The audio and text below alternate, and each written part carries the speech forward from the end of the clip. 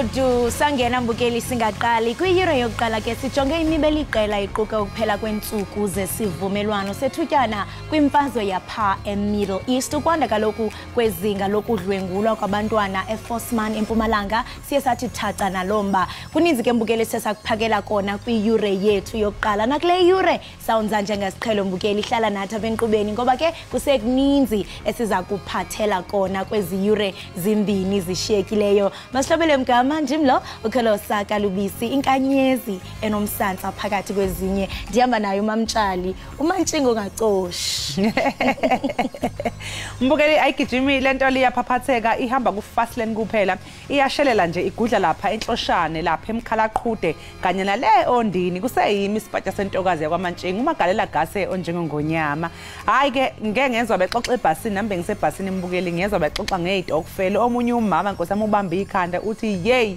kanti le mali yesitokfela ngangiyikhokha ngenhliziyo sho singagcina ngingakhokhanga uzokwenza njani ngeChristmas inkosi yami ngaphela sekubaliwe ubese yitshela ukuthi kuzoza nje izinto ezingaka umama waziwavelelwa inkosi yami engathi uzohlanganisa ini nani kodwa akayi siyethemba ukuthi konke kuzohamba kahle umndeni wakhe ngeke uzoxabane naye nezimpiti zakhe ngeke ixabane naye uzochaza nje ukuthi no kwavele ngakhohlwa ingane zami ngixoleleni sengimdala angithi bayasho nangamangesi bathi is the thought that counts at least ibikhona enhlizweni njengamanje akusasiza inhliziyo manje kufuneka izinto igaxa ifike next year angithi inali thuba next year from inhliziyo seyenza manyani yeah manyani yalibe ubukele njengoba sesingena ke hore lethu ke lesibili ake sibheke ke indaba ehamba phambili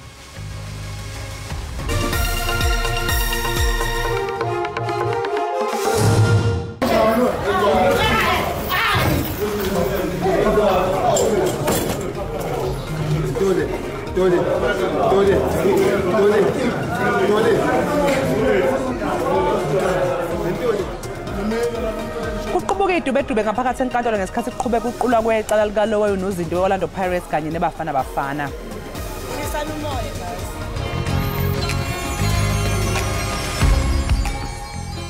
Themba kamazizi nonzotho lona nguNosifikani uManzotho ubukele iEkhaya Jikelele apho ufumana indaba ezemidlalo nezenkcubeko kanye nezamaciko afana nami hlala ubukele ngolomvulo uyotsho ngolwesihlanu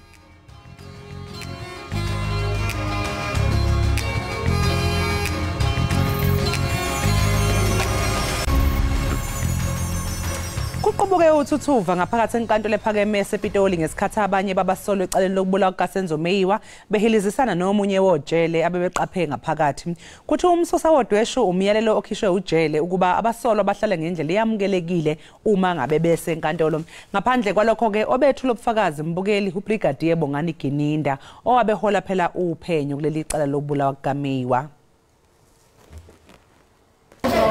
Kube nesithombeke esingesihle enkantolo ephakeme ePitoli namhlanje kuseni lapho kuqubuka khona impi phakathi kwabanye abasolwa kanye nojele ngesikhathi kusathathwe ikhefu emva kokuthi omunye ujele ejela abasolwa kuba bangahlali phezulu kwebhenchi abasolwa ke abazange bawuthathe kahle umyalelo umshushisi ke wombuso Advocate George Baloyi kudingeka ukuthi azise inkantolo ngokwenzekile during the short adjournment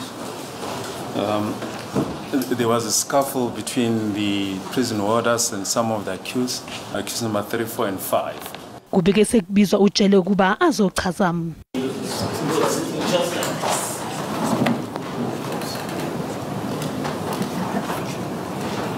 Okay. I stood up and then shouted Nduli. I'm not familiar with their names. Nduli, you cannot sit like that. This is court. So he was like, no, you're not going to tell me how to sit here.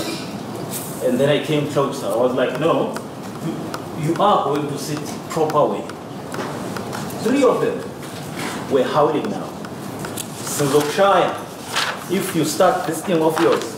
Ijaji ke libe selicela kuba kuhlonishwe inkantolo kusenjalo ohola uphenyo uBrigadier Bongani Gininda ubeseqhubeka ke nokwethula ubufakazi notshele inkantolo ukuthi umsolo wokuqala uMuzibiya wavuma icala mhla zingamashumi-30 kuNhlaba ka-2020 ngosuku aboshwa ngalo. During my interaction with him, I did not observe any sign of panic or uneasiness before I before we started with the discussion.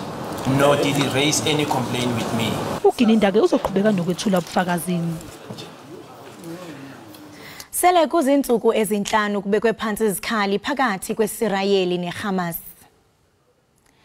Isirayeli ikhulule abathinjwa abangama-33 basePalestina ekhupha inani elipheleleyo lamaPalestina akhululwe ukususela ngoLwesihlanu ukuya kwi-150.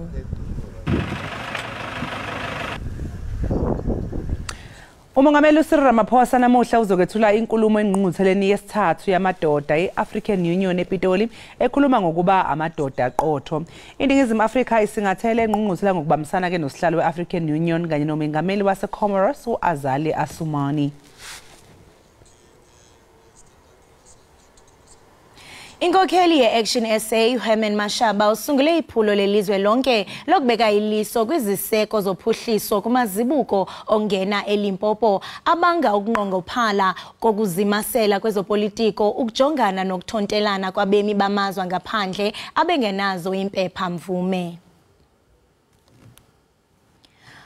Umbutho ojolise eqiniseni umthetho wezongenelelo kwaye ubeke phambili abemi boMzantsi Afrika ukuba bonyulwe.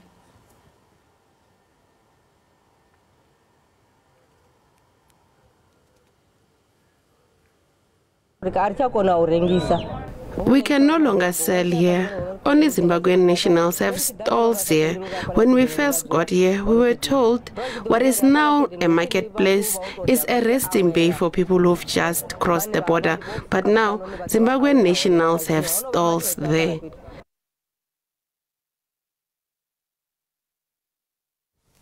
Inkampani ekhiqiza imoto iVolkswagen kuleli siholele ukuthi kube nokwesaba kuleli njengoba sekuqubuke amahemhemu athi izothatha imigodlagodla yayo ifulathele elakuleli.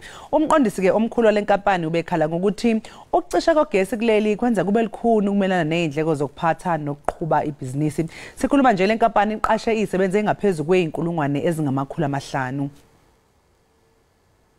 The social media reports claiming that Volkswagen is planning to exit South Africa are incorrect. The post on X present false information which has been taken out of context of the interview the Volkswagen Global CEO, Mr. Thomas Schaefer, had with Reuters on Friday. Volkswagen is still fully committed to South Africa, where it has been manufacturing vehicles for over 72 years. Umasipala waseNelson Mandela Bay udilize ingxenye yeBay World Aquarium ngenxa yenqalabo zokhuseleko ngethemba lokutsala abakhenkethi nokutsala abatyalimali. iBay World Aquarium eyaqala ngonyaka ka-1856 iphansi kohlaziyo ukuze ivuselele isakhiwo sayo. Izilwanyana ezifana neentini, iiphengwini kunye nofudo ziyakufudisela kwisapho lothutyana ngoJanuwari ka-2024. This is a critical step towards a bigger development. This is not just about the Bay World, this is the whole precinct. There is a list of projects that are involved in this precinct, around about 13 projects, and at a value of just roughly 6.2 billion in total. So as we'll be looking at this project, this is a step in which we'll be actually later on be looking for some forms of the private-public partnership. Amapolisa ephondo laseMpumalanga acela kuluntu elinokuba nolwazi malunga nokubulawa kwesibini emganduzweni ngaseHazyview ekhaneleka ukuba amadoda angaziwayo ahlasele ngethuba likacimicimi. Amaphoyisa anxusa amalungu omphakathi ukubalekelele ngolwazi olungaholele ekuboshweni kwabasolwa abayamanisa nalesigameko. Kusolwa ukuthi lezi thandane zihlaselwe endlini yazo kanti abukho ubufakazi bokwebiwa kwempahla. Singumndeni silimele kakhulu siyawadzinga impendulo siyadibuta siyadiphendula ukuthi ngabe konakele kuphi because asikeva lutho thina ukuthi kunala abantu balwa nabo or kunala bacabene nabo previously so silimele kakhulu. Amalungu enhlangano ebhekele ukuphepha komphakathi athi aselalo benyuni and we complain ukuthi abasengedela amaphoyisa ngoba le masoyi era ikhulu kakhulu. So sitiva sithuwile ngobe last week bekuna 2 futhi lebuleyo kwaba na 1 and then now it's 2. So every week la masoyi siyabulawa. Amaphoyisa akhathazekile ngezigameko zokuhlasela kule ndawo. Ivule imlando yethu yokubulala khona ngala eMasoyi lapho khona umndeni munye bababulele bonke. U-provincial commissioner wethu ukhombisile ukusimisela ukuthi uzawu establisha ithimba lema detectives ukuthi babukele yandawo yaseMasoyi. iMasoyi iproblem kakhulu nathi asilala esimaphoyisa aseMpumalanga. Uphenyo liyaqhubeka. UNamsa Chabedi umenyezelwe njengesikhulu esiphezulu esisha somsakazelo omphakathi SABC. Lokuza nje bese kuphele izinyanga engaphezudlwana kwezine singavaliwe lesi sikhundla emva kokuphela kwehlandla lesikhulu sangaphambilini uMadoda Mxakwe. uChabedi uzoqala ke lo msebenzi wakhe emhlalulunye kuNdasa wangonyaka ozayo u2024. Ms. Chabedi brings with her a wealth of experience in corporate South Africa, which spans both the public sector and the private sector, and also, importantly, she also brings experience from the broadcasting sector, which plays her well to assist us in turning the fortunes of the SABC. The first thing for us is to ensure that all the employees of the SABC are rallied behind the strategy of the SABC, which we are currently in the process of developing, which will guide the work of the SABC for the next 5 years. That is critical for us because great as she is, as our CV suggests, she will need everybody at the SABC to be able to assist us in turning around the fortunes of the SABC. Amadlela ndawonye ANC Khosathu ne-SACP achaze ukukhwatshaniswa kwenani lerandi kuleli njengemizamo ehleliwe yokuqola umbuso. Ngaseqaleni kwenyanga ephezulu ibhange iStandard Chartered livumile ukukhokha inhlawulo engaphezulu kwezigidi ezingama-42 zamarandi ngey'nsolo zokukhwabanisa inani lerandi phakathi ka-2007 kuya ku-2018. Njengoba ilakuleli libhekene nengwadla yokwenyuka kwentengo yopetrol kanye nokumba eqolo kwezindleko zokuphila, sekuvele izinsolo zokuthi amabhange akhwabanisa irandi. Lokhu ke aqala ukwenzeka kwazise ngo-2001 owabe engumengameli wezwe uThabo Mbeki wasungula ikhomishana eyabe iphenya ngokukhwatshaniswa kwamandla erandi uma liqhathaniswa nedola laseMelika. Kepha-ke kubukeka sengathi le khomishana yasheshe yavalwa. As the SACP, we call on the government to revise our laws. We need to have currency manipulation punished for what it is. That is corruption, crime, economic sabotage, and a regime change agenda.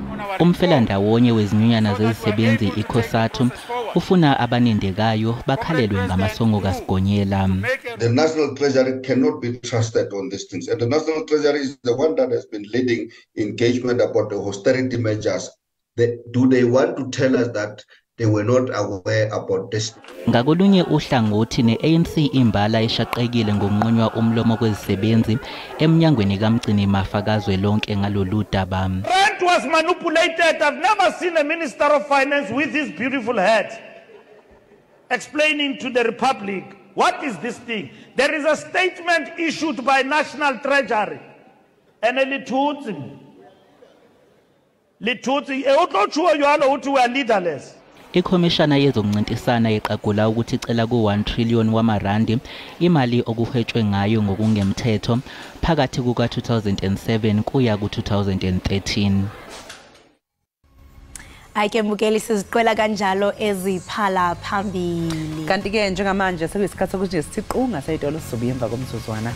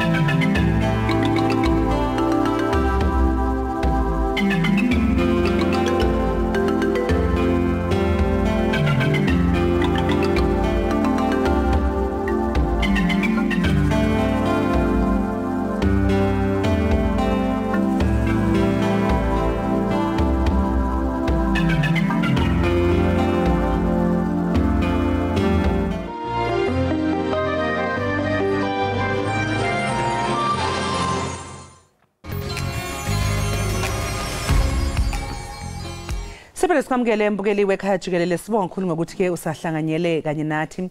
Mbukeli sikasabika ukuthi kusuke uthuli leziche izolo enkantolo ngesikhathi kunokungaboni ngasolinye phakathi kojele kanye nabasolwa eceleni lokubulawa kaSenzomeyiwa.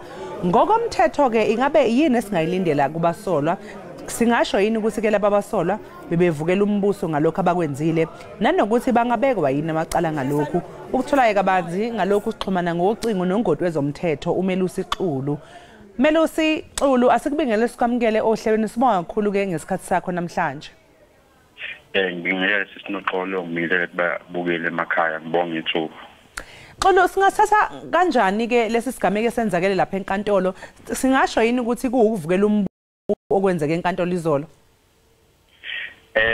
Bengathi uma kuwukuthi bekhona osephutheni uma becala lokushaya akodwa ngeke kube lokuvela umbuso ngokutheni ngoba umuntu nomhlonishwa lo osebenza kwa correctional service into ebibangwa kahle uma sengiyilandela kubanga ukuthi ubetshela umangalela wesine angicabanga uMaphisi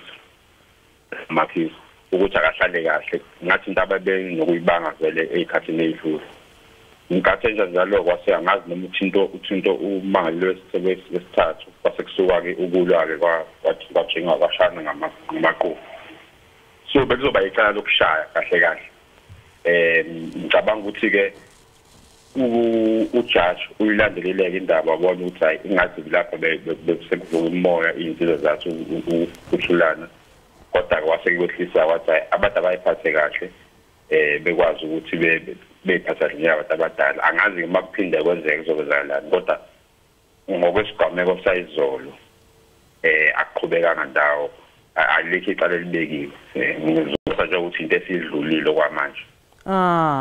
Ingabe Xolo ke abasolwa banayo yini indlela abangakhombisa ngayo ukungenami kwabo bekuyiyo yini le mhlawumbe yenzeka izolo ukuthi nje besibona ukuthi abasolwa imoya iphezulu ngempela nabo sebekhathele mhlawumbe sekuwama frustrations if ungalibiza ngesingisi sekuma frustrations ibuild up ama frustrations yaso sonke lesikhathi njengoba ikakhulukazi futhi naleli icala lidonsa isikhathi kangaka. Ngiyangibone esisinoxolo uma ngimela abantu ukuhamba iqala ngisho kuthiwa ngaphandle akusiyinto elula ngoba yonke into yakhe yami uyacabanga ukuba uthi ungaphakathi angisho ukuthi iqala bangalenzanga kodwa ke sithi iqala olthwesiwe awulenzanga ngaphakathi wonke umhlaba uyakubuka yakuthiwa ngicatsi lento le iyadlala indima ekutheni ube nayo i-depression bese ke mhlawumbe ukwenza izinto ngendlela engekho right noma ukukhwantalala ngezizulu.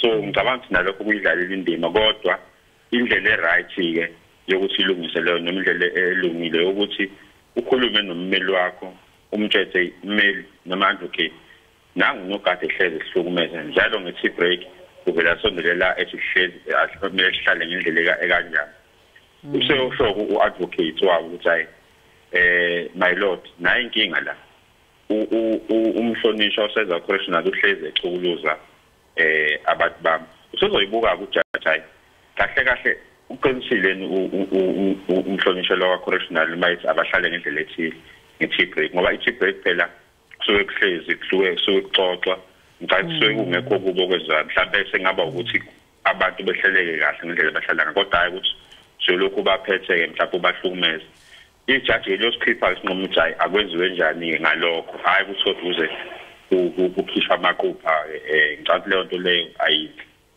Kwamanye amazwe ke xulu mhlawumbe sike sibone inigama engefana nalezi mhlawumbe einkantolo zakhona noma lokwenzeka lapha nje eningizimu Afrika njengoba kwamaqhanasi. No ngokwazi wami akuvamisanga. Kodwa ngicabanga ukuthi into sisinoxolo eyenzakalile ezoba once off mangizobeka kanjalo ngicathi ngeke kuphinde kwenzeke. Mangaphinde kwenzeke ngicathi kuyoba inkinga ngoba into eyinkinga okay eAmerica kusebenza le system ekuthiwa kusenza ama-jurist kuba nabantu abawu-12 abahlala lapha bekubuke kube yibona abazokhipha isinqumo ukuthi unecala noma unalo icala yabo. So indlela oyiphatha ngayo usebhokisini ibalekile ngoba kumele ugculise laba abantu noma bengasiyo abantu abane-degree yomthetho abantu basemphakathini cathi masibuka ama-movie nama-series ayisibona. So manje indlela oyiphatha ngayo iyabakhombisa ukuthi umuntu onjani. So yabo mawuchukuluze kumele nawe uyiphathe ngendlela ehlelekile ukuze bengathi mase bekhipha isinqumo bethi hayi umuntu vele unodluzile yabo cishe uyenzile lento yabo ngaphela abantu abanganayo i-background yomthetho. So ngizama ukusho ukuthi nawe njengommangalela kumele ubheke indlela ovela ngayo emphakathini yabo. Basabelungu it's all about PR public relations. So ngicabanga ukuthi naba abalaleli abameli babo bazobatshela noba fethu phela kumele nibheke ukuthi le case le noma kuzoba ujudge kuphela ozodecide ngayo but nangendlela eniphatha ngayo kumele nihlise umoya nibekezele. Sebengazamayo nokuthi phakathi internally bezama uku-attenda i-therapy ukuze bekwazi ukuthi behlezi bekhali ngaso sonke isikhathi. Hayi kumele usixolise bonga kakhulu ngesikhathi sakho namhlanje kuseni sikufisele nosuku oluhle. Ngiyabonga sisinoxolo ibe nosuku oluhle nani. Lewo ke mbukele besixoxa nayo umele usixuli ungoti ke wezomthetho lapha ya eDonda Attorneys besixoxa naye mayelana nodaba ke olwenzeke lapha enkantolo ecaleni la kubulawa kwalowo unozintiwe bafana kanjalo neOndo Parents icala ke kusenzo May walapha sibone khona ke abasolwa bebambana ngezihluthu kanjalo ke nojele oyedwa lapha ya enkantolo. Njengamanje ke mbukeliso nje ke qunga seyidolo siyabuyomva komsuzwana.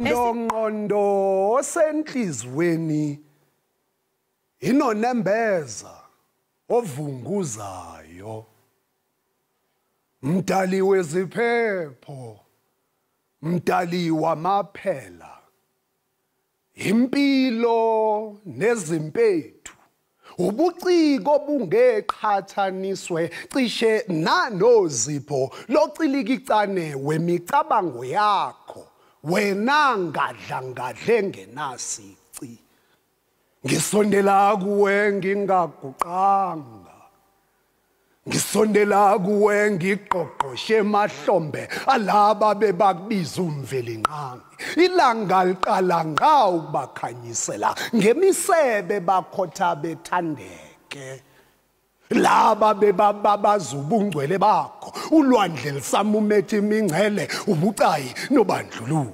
laba bebayiganda ngezithende iningizimu nenyakatho ngonyawo imigede imifula namathafa nakho konke kunokuphila phakathi kwakho bekwazi okuphuma kwelanga nokushona kwalo inkwindla nentwasahlobo betshale emhlabathini banikele kuwe ngezibongo labo ombewu yabo ikhungethwe ukhula labelumbi phansi kwakho dwale lidilika lizikhongozele ngolwandle ngathinteki indlebe zamuntu ngisondezwa ngamagagasi enkumbulo kungani ukuvunguzela konembeza kungazigubudelanga olwandle izinhliziyo ezigayi izibozi uzazi mdali wokuthula mvikeli wezilwanyana ezikhasayo neziguquguqukayo kulomhlaba onemibalabala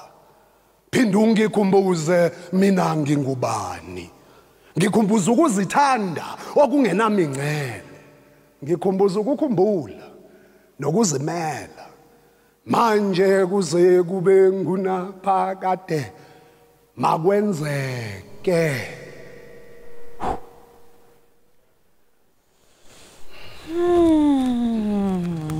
Yazi yamnandi inkondlo Butsabelo sikubingelele sikamkele lapha ekhaya Jikelele. Ngikubingelela lo sisoma unjani? Hey yazi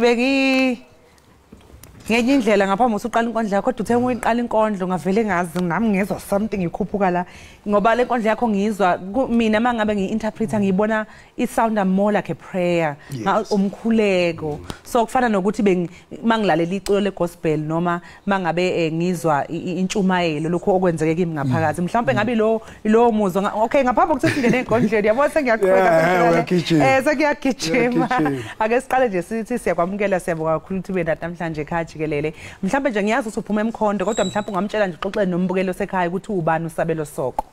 Okay, uSabelo Soko indodana kaMandaba engenandaba udaba ukhefuza izindaba. Ngisebenza ngamagama okuyinto eyaqala ngisesemkhondo. Idorobha elincane elingena theater elingena space sokudlala lento engayitholi ngibiza. Kwaba ukuthi emangifika eGoli ngithola indawo where I can play proper. 2003 I then kind of went professional uma ufuna ukuthi njalo. Windy Pro Theatre kula ngiqale khona ngaspend isikhathi naseFuba. Ngithe mangisuka lapho kwase kuba ukudlala throughout the country ukuthi from Cape Town, Durban kube kusekhaya eMpumalanga la ngisho khona ukuthi ayivamisanga kuba khona lento but isidingo besikhona.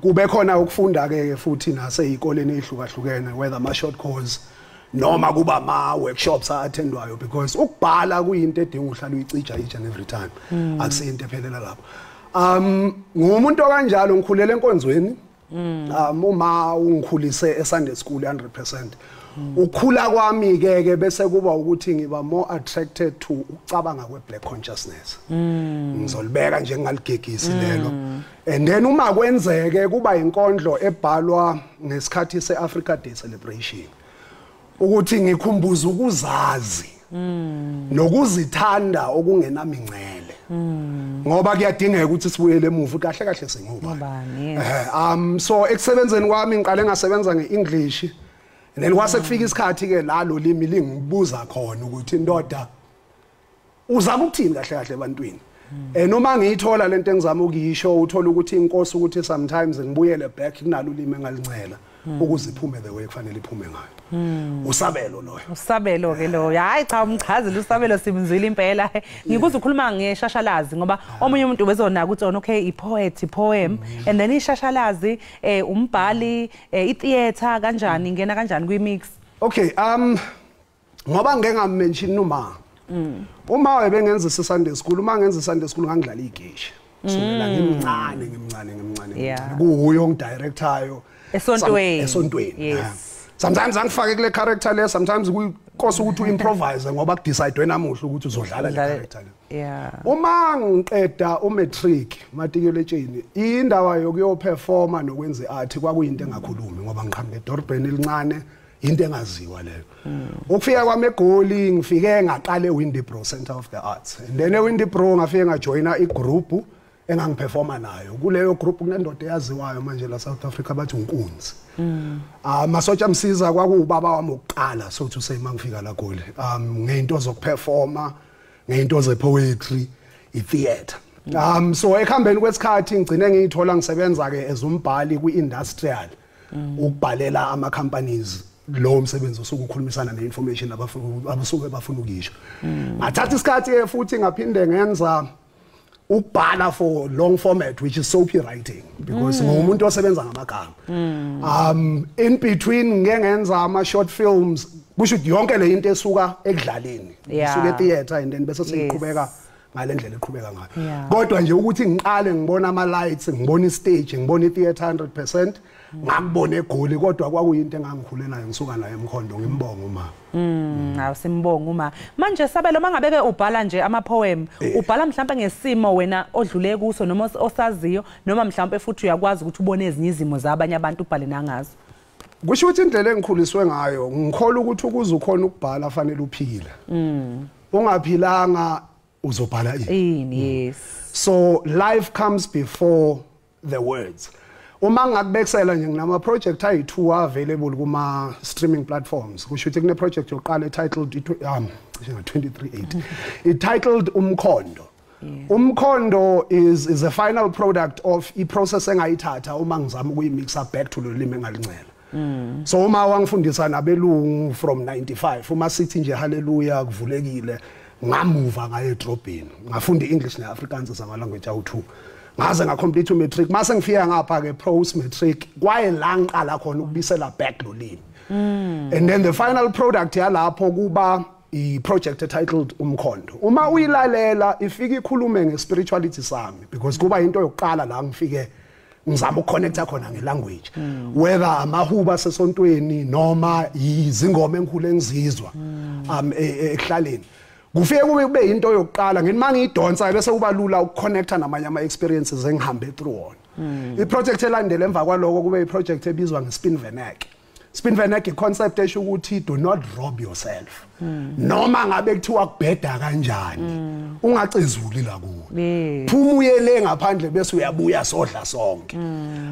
Leyo project leyo kube i-project evele after 2020 situation yokuvala komhlaba zonke lezo zinto. Because lapho la ngibuyele khona ekhaya for the first time full time since 2003 ukukhuphuka kwami.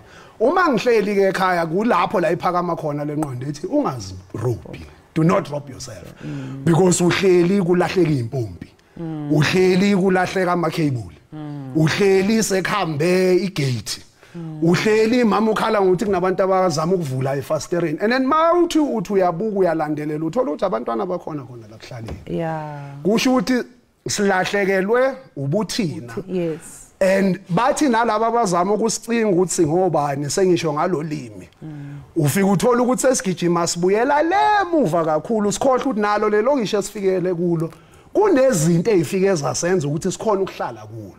So iSpin Venek kuba into efike ithathe leyo mpilo ukuthi kahle kahle mina uma ngiseseyingane ngoba ngigijimisa leminyaka engigijimisayo manje kwakunjani uma sifika kulamakokosana esafakwa kuwo ngoba kwakukhona ispirit of community kukhona ineighborliness uthi mangithi ngiyahamba ngikhona ukuthi makhelwane ngicela ungibhekele ingane namuhla ku difficult ukuthi ungasho lokho because noma yini ngenzeka omalume bayahlupha obaba bayababa kanjalo so ukuphendula nje lo mbuzo obongibuza wona kuyaye kube impilo engiyiphilile eba interpreted ngalawo ma projects and ufika uthole ut half of the time because ngisuke ngiphila nabantu kungaba khona indaba engixoxa ekhuluma ngosabelo kube khona indaba engixoxa ekhuluma ngomuntu ongaphandle kwami just because ngikhonile ukuexperience lento kube ngiseduze kakhulu nabo so ngiyakhona ukuyifaka icatshulweni zomunye umuntu so sabelo ungathi iziphi mhlawumbe ingqinamba mangabe ikhona obhekane nazo wena njengembongi yabona okokuqala nje uma ngiqala ukuyenza lento ngiyitshela ukuthi ngihlala la 100% imali eSouth Africa ebhekene nalomkhakha asithi neart nje as a whole kuyinkinga ufuna bese sowuthola indlela yokuthi ubeke isinkwe etafuleni ngayithola ngalesa sikhathi inkosi ukuthi ngiphoze yonke lento ngihambe ngiyothola umsebenzi uma uthola umsebenzi uthola ukuthi art ayisabi kuleyo quality kodwa yimi loyo ngitshele ke after isikhathi ukuthi ngizothola indlela yokuthi ngenze imali indlela yokwenza imali iqale ukuthi ngenza ama t-shirt lokho abakubiza nge-merchandise namuhla uma bekhipha ama products ngiqale ngenza ama t-shirts ngangisasebenza negroup eyayikhona la South Africa hip hop abathi Tear Gas okay kusho ukuthi ngifike ngenza ama t-shirt ngaleso sikhathi la so iMpumalanga made me yayikhona ukuthi supplement uciko bakho kwaba ukhula kwazo lezo impahla from ama t-shirt igqoko kube izinto zelinene bese kuba ama show nama event ukuthi because akekho umuntu othi sabelo wozo performa ngikunika imali ngibese sengiset up istage ke for sabelo ukuthi akhona ukuperform ukuze kungene imali kube nale understanding ke ukuthi uma sikhuluma about creating ama products iphelela kuphi le product masuyenzile ngiyayenza bese ngijabulela ukuthi ngirecordile noma ngiyayenza bese ngithola these platforms la ngingakhona ukuthi ngiyiplage khona so nginenhlanhla ukuthi ngikhule around abantu aba resourceful when it comes to uthi siphila kanjani that's one of the biggest problems. Iproblem yesibili kube ukuthi ngoba ngisho ukuthi ngiqhamuka eMkhondo uMkhondo use ugcineni kwempumalanga eqaleni kweKZN eduze kwaseSwatini so ulimi esilikhuluma khona libizwa ngesizulu kodwa lifike lincike eSwatini right kufike kube imixture yeSwati nesizulu Manje ngoba uhlala eSouth Africa enama language awu12 namuhla. Bazofuna ukuthi ube umZulu 100%. Yeah. Noma kuzofanele usawunde ngazothi uphuma kwisibaya. Angikhona ukusawunda ngathi ngiphuma kwisibaya, ngiphuma emkhondo. Yes, emkhondo. Ufika uthola ukuthi kuba nzima ke ukuthi ungene kwezinye zale ibase lezi. La kufanele kube ushowcase khona nomsebenzi. Yeah. Ingakho I think over the past 20 years nje kuba ukuzenzela nokuyivulela indlela and ubaluleke kakhulu ukuzenzela sabelo. Sesibonga nje ke usazosishayela enye inkondla ngithi. Ake sikunike nje lokuthuba sikudedele manje ukuthi ushayele ababukeli enye inkondlo. Okay. Sibonga kakhulu ngesikhathi sakho. Sibongile.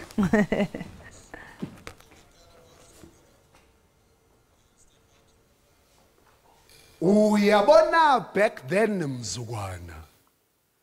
Before abo please call bheka indaba zakho makhelwane.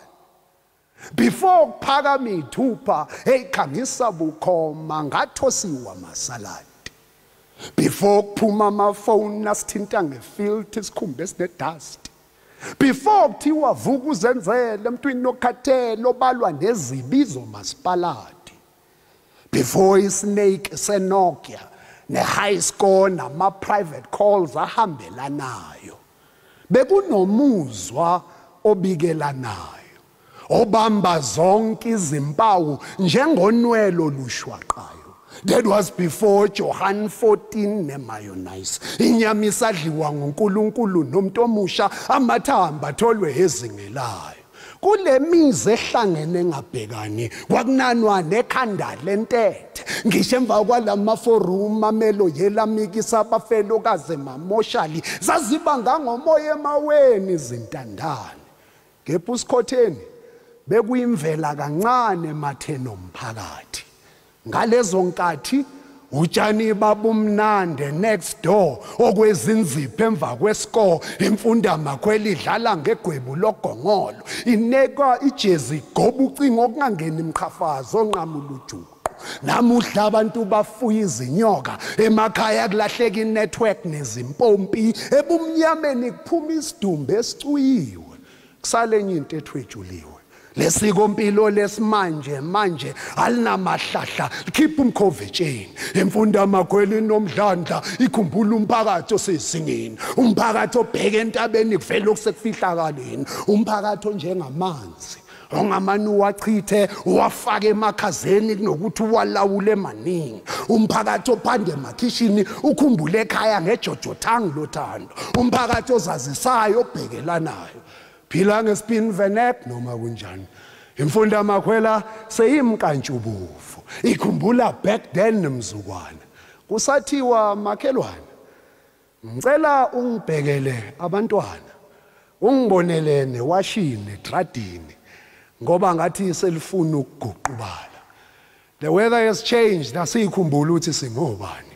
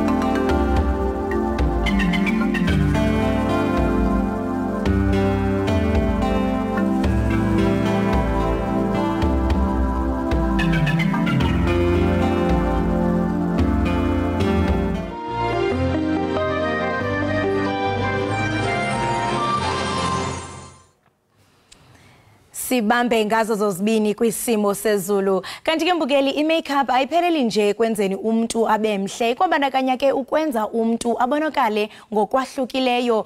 Ingabe wakhe wazicinga okanye wacinga ukuba kwenzeka njani ukuba sibone abadlali beqonga benezilonda ezoyikisayo? Yenziwa njani lonto? Ayike mbukeli, kukhona into ebizwa ngokuba yi-prosthetic makeup, yinkqubo ke yokusebenzisa ukukrola, ukubumba kunye nendlela ezenza inkangeleko ethile. Obuke bubugcisa busetyenziswa ukwenza izinto ezifana namanxeba, ukudumba kunye nokuguga. Kubukeke kuyinyani. Umakhosazana Masuku ligcisa le make-up elaziwa kwaye uyingcaphephe xa kuthethwa ngokwenza abadlali beqonga bajongeke ngendlela ezahlukeneyo. Ukhona ke apha e-studio kuthi namhlanje uzasicacizela ngabanzi ngaye umsebenzi awenzayo. Makhosazana Masuku, bulise sikwamkele ekhaya, unjani? Ndiyaphila mawena. Ndiyaphila nam. Ndiyarhalela sibuyele emva ngela xesha usemncinci usakhula. Wawucinga useSoweto into yobana hayi man, xa sendikhulile ngenene ndizaba yi-makeup artist?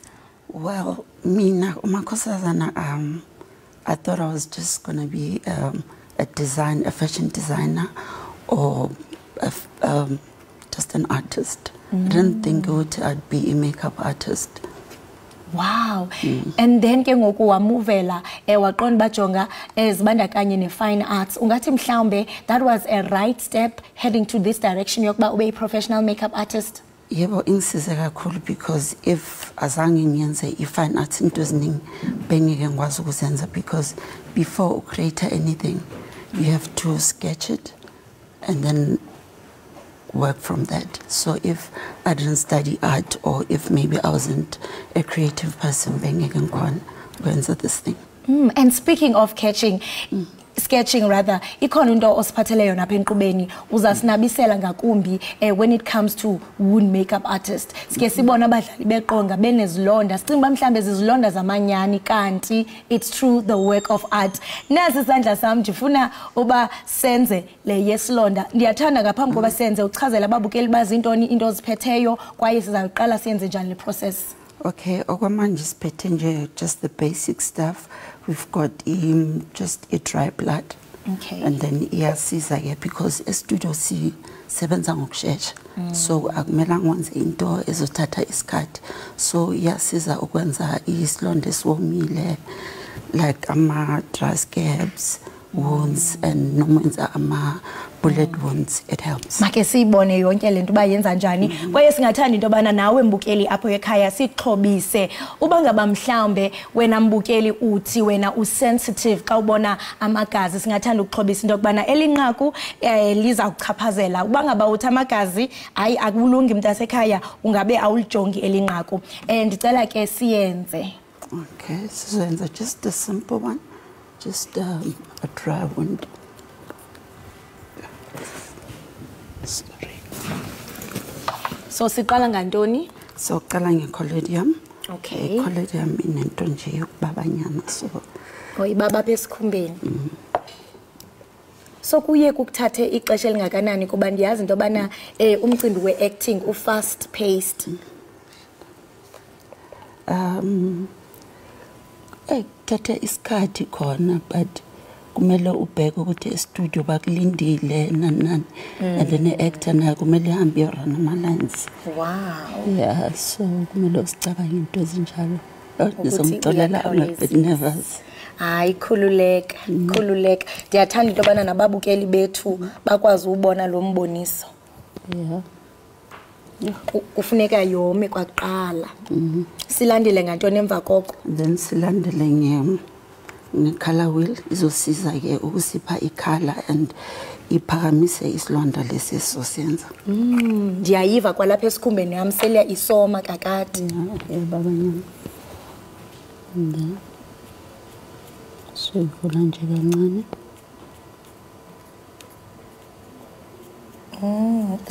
So le mibalabala uyisebenzisayo kuba ndiyabona apha kukhona u-red no-blue, umaroon wenza kubana esasilonda sibe nanto esabudumbarha. Ibe ngathi like i-crater, i-bruise.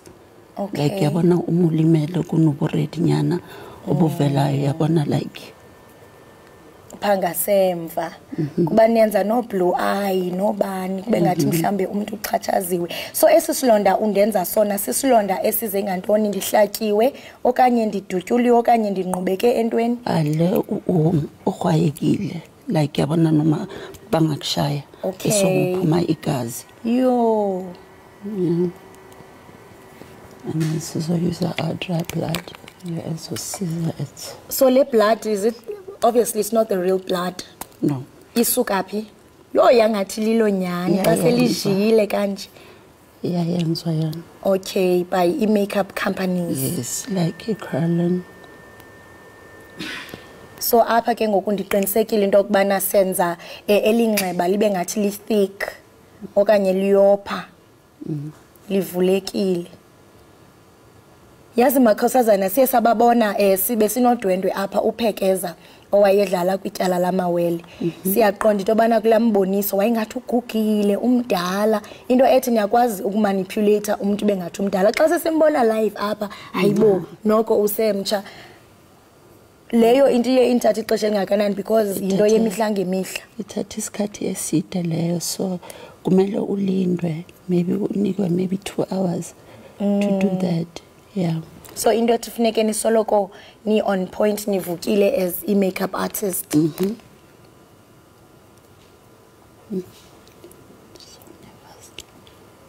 so kulumsebenzi wakho siyaqonda into bana uye wasebenzela ne-soulfits ezinkulu ezifana no generation can you just share ijourney yakho nakhona and especially xa kuziwa kwezi zokwenza amanxeba hey ngiyaqala okay ngaqala as standby mengiphuma esikolweni so ngahlangana no Mamhlanhla Nombewu wayesebenza khona umama nje wabona umsebenzi wami wangithanda and then salibe sisebenza so mesilibe sichubeka wabona ukuthi kuningi engikwaziyo and then wafuna ukungithatha and then sisebenza sonke and then kwaba ukwazi kwami ke generations amazing work so ubangaba wenza umboniso ofana nalo owenxeba ndiyaqiniseka into okubana because kunalamba we continuity wenza kanjani uqinisekisa into okubana awulahli umxholo usaqhubeka nalento ubuyenzile ufumanisa into obana it's not only one actor or actresses but ngabadlali beqonga abaninzi ukhumbula njani ingaba unemifanekiso oyithathayo kumele ukuhlala uthathe imifanekiso ubhale naphansi ukuthi lento ozoyenza yini hey iyabonakala into okubana njengokuba ndiyibona iyayisingathi linxeba ayonto mhlambe oyifunda overnight kwakuthatha ixesha elingakanani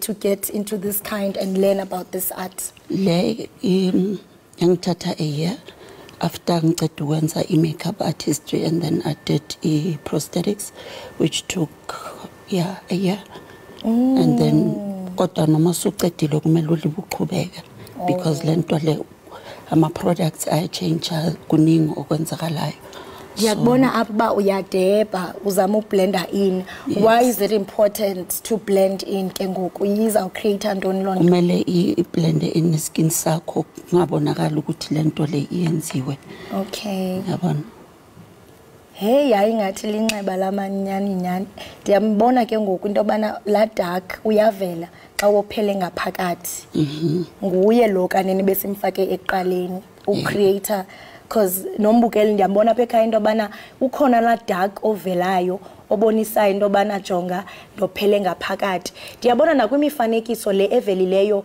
pha escreenini into bana uyakwazi nokwenza izinto ezifana namaqhanqa namaqhakuva yes hey acting ngenene and stuff yeah so can you also share ezinye zezinto zenzayo emnxebeni kuba sibona namaqhakuva zeziphi ezinye izinto ezothusayo umuntu ebecinga bamhlambe xa ibukele ekhaya on screen I believe into bana they are real kanti no they are from makeup artist like umuntu mekasikiwe like mekayenza operation siyakwazi ukuyenza leso scar like umuntu noma achile sakwazi ukuyenza that wound ukuthi abonakale ukuthi ngathi uchile depending ukuthi escripting basithola ukuthi ucheka ngakanani how many days nani uchiswe yini so into nyana nje ezinjalo wow and I mean ngalomsebenzi wenzayo bakhona mhlambe abasakhulayo bafundisayo because this is early talent early rate. It's not everyone ongakwazi ba ayenze. Ngaba bakhona abantu obelana nabo mhlambe abasakhulayo baningi engibafundisa like i-assistant yami ngacala ngamfundisa because wafika ayenze i-makeup kuphela so kwamele ngimfundise and then up to la akhona manje. Wow, so seliphelele ke ngokunxeba asikaqedi hayi nje ukuthi ukoma kancane ngenxa yexesha nje sizawuqhubeka siyenza siphinde sibonise ababukeli bethu kuba ngoku kufuneke singene kwi-ure yethu yokugqibela yenkqubo kodwa sawuqhubeka siyenza sibabonisa ababukeli into kuba iye yaphuma njani. Sizaqhubeka ke mbukeli sincokola naye uNomakhosazana Masuku encokola nathi malunga ne-prosthetic makeup ke mbukeli njengoko ubona into kubana undenza inxeba nakubeni ke ixesha liqhatshwe yinja ndiyakuthembisa mbukeli into kubana sizawuqhubeka siyenza sawuthi ke mbukeli xa sele sigqibile sikubonisa uba yenzeke yanjani kodwa ngoku ke masithi nje qhwisi bhatala amatyala sizawungena kwi-ure yethu yokuqala kodwa ke singengobhatali imbukeli singena kwi-ure yethu yokugqibela yenkqubo.